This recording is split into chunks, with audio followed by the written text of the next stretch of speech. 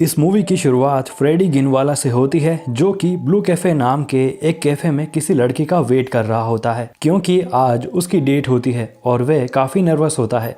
अब यहाँ पर हम देखते हैं कि जब वो लड़की वहाँ पर आ जाती है तब फ्रेडी से गलती से पानी का ग्लास गिर जाता है और यहाँ पर हमें यह पता चलता है कि फ्रेडी की शादी.com पर प्रोफाइल है। फ्रेडी कब से शादी के लिए ट्राई कर रहा है, लेकिन उसे लड़कियों से बात करना नहीं आता है। उसके अंदर वो कॉन्फिडेंस ही नहीं आता है कि वह लड़की से बात कर सके।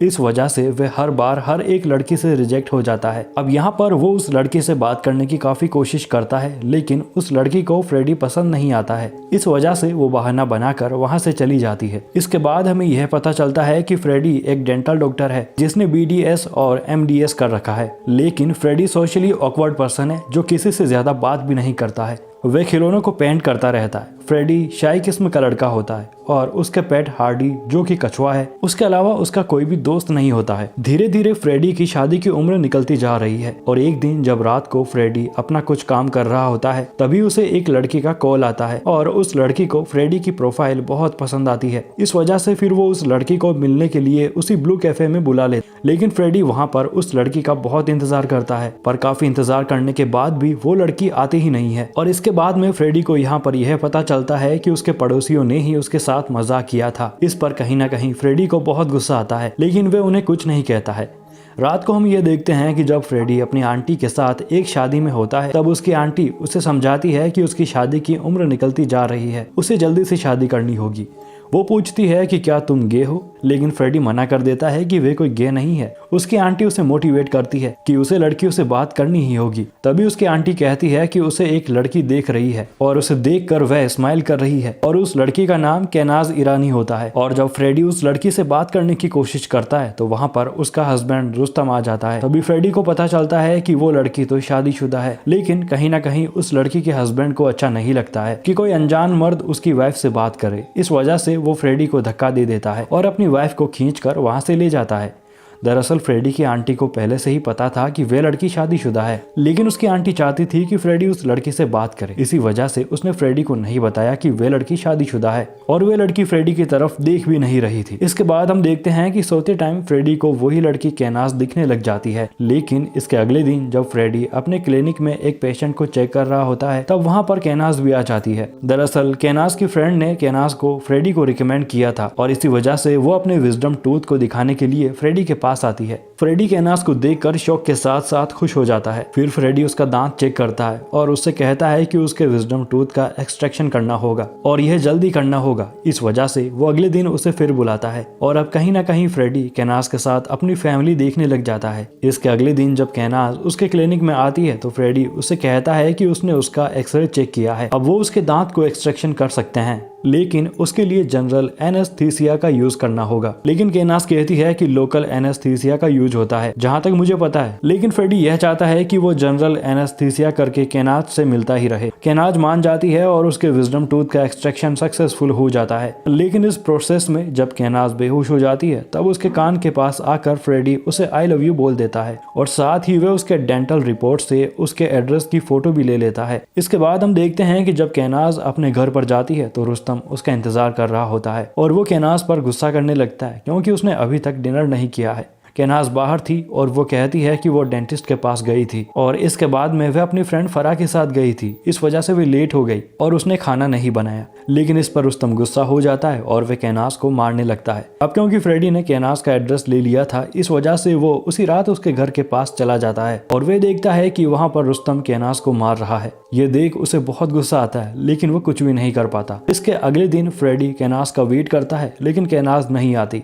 इस वजह से फ्रेडी उसे कॉल करके कहीं पर मिलने के लिए कहता है क्योंकि वो उसके दांत को चेक करना चाहता है। लेकिन ये तो बहाना होता है क्योंकि फ्रेडी को केनाज की बहुत चिंता होती है। पहले तो केनाज नहीं मानती है, लेकिन फिर वो उसे माटुंगा पार्क में मिलने के लिए बुला लेती है। फ्रेडी वहाँ पर जाकर उसका सपोर्ट सिस्टम बनता है, उसके साथ बातें करता है, उसे आइसक्रीम भी खिलाता है और अब इसके बाद धीरे धीरे यह दोनों आपस में मिलना शुरू कर देते हैं। और अब तो फ्रेडी अपनी सारी अपॉइंटमेंट्स भी कैंसिल करने लग जाता है। वो किसी भी पेशेंट को अटेंड नहीं करता है, वो सिर्फ केनाज के साथ टाइम स्पेंड करना शुरू कर देता है। अब धीरे धीरे इन दोनों की नजदीकियां काफी बढ़ जाती है। एक दिन ये मूवी देखने जाते हैं जहाँ पर फ्रेडी केनाज को किस कर लेता है और फिर केनाज भी उसे किस कर लेती है, लेकिन किस होने के बाद केनाज वहाँ से उठकर चली जाती है और इसके बाद में फ्रेडी काफी दिनों तक उसे कॉल करता है, लेकिन वो उसका कॉल नहीं उठाती। और अब कहीं ना कहीं फ्रेडी को ऐसा फील होने लगता है कि केनाज को बुरा लगा होगा। इस वजह से वो तुरंत उसके घर पर जाता है, जहाँ पर वो देखता है कि फिर से रुस्तम ने केनाज को मारा है। इस वजह से उसे बहुत गुस्सा आता है और वहाँ पर केनाज भी रोने लगती है और उसे कुछ भी समझ में नहीं आता है कि उसे आगे क्या करना चाहिए। तभी फ्रेडी कहता है कि मुझसे शादी कर लो, लेकिन केनाज उसे मना कर देती है क्योंकि वो शादीशुदा है, वो ऐसा नहीं कर सकती है। अब फ्रेडी को पता चल जाता है कि उसे जल्दी से जल्दी केनाज को इस प्रॉब्लम से बाहर निकालना होगा। इस वजह से वो एक दिन केनाज से उसी पार्क में मिलता है और उसे कहता है कि हमें रुस्तम को रास्ते से हटाना होगा, नहीं तो तुम लाइफ टाइम ये सब कुछ झेलती ही रहोगी। यहाँ पर पहले तो केनाज नहीं मानती है, लेकिन फिर वे तैयार हो जाती है। और एक दिन जब रात को रुस्तम वॉक करने के लिए बाहर निकलता है तो फिर फ्रेडी उसे अपनी कार से ठोक देता है और फिर एक सप्ताह के लिए करजत अपने फार्म हाउस पर चला जाता है। और एक सप्ताह वहां रुकने के बाद फिर फ्रेडी सबसे पहले केनाज से मिलने जाता है। फ्रेडी को ऐसा लग रहा होता है कि अब केनाज बहुत खुश होगी क्योंकि अब उसका हस्बैंड रुस्तम रास्ते से साफ हो चुका है। लेकिन जब फ्रेडी उसके घर पर जाता है तो एक लड़के को देखता है और वहां पर एक बहुत ही बड़ा खुलासा होता है। दरअसल केनाज फ्रेडी का यूज करती है और उसका तो पहले ही एक बॉयफ्रेंड होता है और वह उसी ब्लू कैफे का शेफ रायो होता है। दरअसल केनाज फ्रेडी के थ्रू अपने हस्बैंड रुस्तम को हटाना चाहती थी और फ्रेडी ने ऐसा ही किया। बेचारा भोला भाला फ्रेडी प्यार के चक्कर में फंस गया और अब वो कुछ भी नहीं कर पाता। इस वजह से उसे बहुत बड़ा सदमा लगता है और अब केनाज उसके हस्बैंड के रेस्टोरेंट लाइट ऑफ पेरिस की ऑनर बन जाती है और वे 2 साल से यही चाहती थी। लेकिन एक दिन उसके रेस्टोरेंट में फ्रेडी आता है और वहाँ पर बार बार फालूदा पीता है और केनाज को सॉरी बोलने के लिए कहता है, लेकिन वे नहीं बोलती है। उल्टा उसका बॉयफ्रेंड रायो फ्रेडी की बेइज्जती करता है और फ्रेडी को उसकी वो फोटोज दिखाता है जब फ्रेडी केनाज को उसके घर के बाहर से देखा करता था और वे फोटो पुलिस को देने की धमकी भी देता है और उसे ब्लैकमेल करता है। इस वजह से फ्रेडी वहां से चला जाता है, लेकिन अब वो ठान लेता है कि वो केनाज को नहीं छोड़ेगा। इस वजह से वो चोरी छुपके से उसके घर में घुसकर उसके हैंड वॉश में डिशवॉशर लिक्विड मिलाने के साथ साथ उसकी एंटी पिल्स भी ले लेता है और साथ ही वो उसी रात केनाज के मोबाइल से उसके मैसेजेस और साथ ही रायो के मोबाइल से उसके फोटोज डिलीट कर देता है। और जब सुबह सुबह केनाज उठती है तो उसके चेहरे पर एलर्जी हो जाती है। इस वजह से वो तुरंत हॉस्पिटल जाते हैं, लेकिन उनकी गाड़ी के ब्रेक फेल हो जाते हैं और उनका छोटा सा एक्सीडेंट हो जाता है और यह भी फ्रेडी ने ही किया होता है। इसके बाद केनाज को पता चलता है कि फूड अथॉरिटी वाले उसके रेस्टोरेंट को बंद कर रहे हैं क्योंकि एक कस्टमर के मटन के अंदर से छिपकली मिली है और उस कस्टमर ने जोमेटो रिव्यू के अंदर यह डाल दिया था, जो कि अब बहुत तेजी से वायरल हो रहा है और ये काम भी फ्रेडी ही करता है। इतना ही नहीं, फ्रेडी रायो के लैपटॉप से उसकी फेसबुक आईडी से उसकी और केनाज की एक प्राइवेट पिक्चर पब्लिक कर देता है, जिसे केनाज भी देख लेती है और बहुत गुस्सा हो जाती है और कहीं ना कहीं उसे फ्रेडी पर शक होने लगता है। इस वजह से वे दोनों फ्रेडी के घर जाते हैं जहाँ पर रायो फ्रेडी को बहुत मारता है, लेकिन फ्रेडी ने पहले ही इन दोनों को आते हुए देख लिया था और इससे पहले कि वे उसके घर के अंदर घुसते वे पुलिस को बुला लेता है।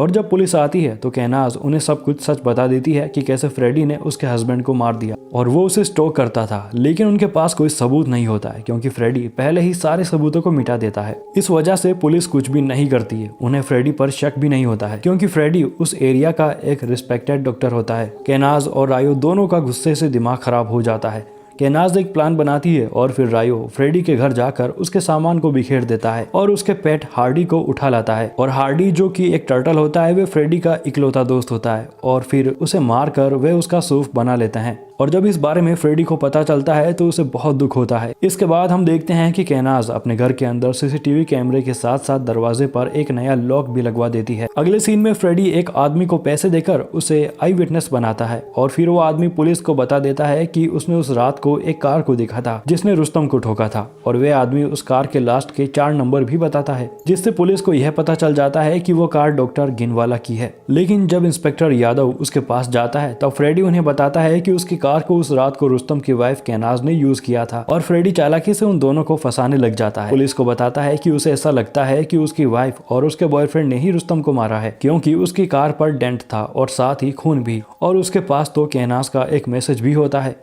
जो फ्रेडी ने ही उस रात को उसके मोबाइल से खुद के मोबाइल में किया था। और फ्रेडी के पास सीसीटीवी फुटेज भी होती है जिसमें रायो उसके पेट हार्डी को ले जा रहा होता है और ये स्ट्रॉन्ग सबूत होते हैं। इसके बाद इंस्पेक्टर यादव केनाज को कॉल करके उन दोनों को पुलिस स्टेशन बुलाता है, लेकिन उसके बाद फ्रेडी केनाज को कॉल करके बताता है कि उसने पुलिस को बता दिया है कि रुस्तम को उन दोनों ने मारा है और उसके पास तो सबूत भी है। इसके बाद वे दोनों डर जाते हैं। फ्रेडी कहता है कि ये सब कुछ खत्म हो सकता है अगर वो उसे फेस टू फेस सॉरी बोलते तो। इसीलिए फ्रेडी उन दोनों को अपने फार्म हाउस पर बुला लेता है, लेकिन वे साथ में एक सूटकेस लाने को भी कहता है। अब केनाज और उसके बॉयफ्रेंड के दिमाग में आइडिया आता है कि इससे अच्छा मौका उनके पास बार बार नहीं आएगा और वे वहां पर जाकर फ्रेडी को मार सकते हैं। इसके कुछ टाइम के बाद केनाज और रायो फार्म पर पहुंच जाते हैं और चालाकी से फ्रेडी को मारने की कोशिश करते हैं, लेकिन फ्रेडी ही उन्हें बेहोश करके बांध देता है। इसी बीच हमें यह पता चलता है कि बचपन में ही फ्रेडी के पिता ने उसकी मां को मार दिया था क्योंकि उनका अफेयर चल रहा था और फिर उन्होंने खुद ही सुसाइड कर लिया था। फ्रेडी को सबसे ज्यादा गुस्सा इस बात का होता है कि केनाज और रायो ने उसके सबसे प्यारे पेट हार्डी को मार दिया और फिर उसका सूप बना दिया, लेकिन केनाज कहीं ना कहीं उसे अपनी बातों में उलझाने की कोशिश करती है, लेकिन फ्रेडी उसकी बातों में नहीं फंसता है और केनाज ने उसे एक और झूठ बोला था कि वो उसकी माँ की तरह शेलो बजा सकती है, लेकिन जब फ्रेडी उसके हाथों में शेलो देता है तो उसे बजाना ही नहीं आता है। इसके बाद वे सबसे पहले उसके बॉयफ्रेंड रायो के दांत निकालता है और उसे दफना देता है